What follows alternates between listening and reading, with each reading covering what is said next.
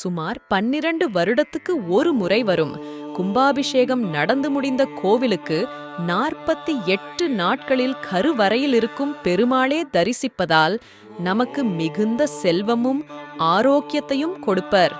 தற்பொழுது தென் திருமலை என்றும் அழைக்கப்படும் திருமலை வையாவூரில் கும்பாபிஷேகம் நடந்து முடிந்த நிலையில் இந்த கோவிலுக்கு சென்று பெருமாளே 48 நாட்களுக்குள் தரிசிப்பது மிகவும் சிறப்பு. இந்த கோவில் சுமார் 1800 ஆண்டுகள் பழமையான கோவில். இந்த திருத்தலத்தில் திருவோண நட்சத்திரத்தன்று நெய் தீபம் ஏற்றி வழிபட்டால் நமது கஷ்டங்கள் கரையும் என்றும், குறிப்பாக இந்த கோவில் திருவோண நட்சத்திரக்காரர்கள் அடிக்கடி பெருமாளே தரிசிப்பதால் அவர்களுடைய வாழ்க்கை முன்னேறும். ஒவ்வொரு மாதமும் திருவோண நட்சத்திரத்தன்று கோவிலில் ஓண தீபம் ஏற்றப்படும். இந்த தீப ஜோதி வடிவில் பக்தர்களுக்கு தரிசனம் அளிக்கிறார்.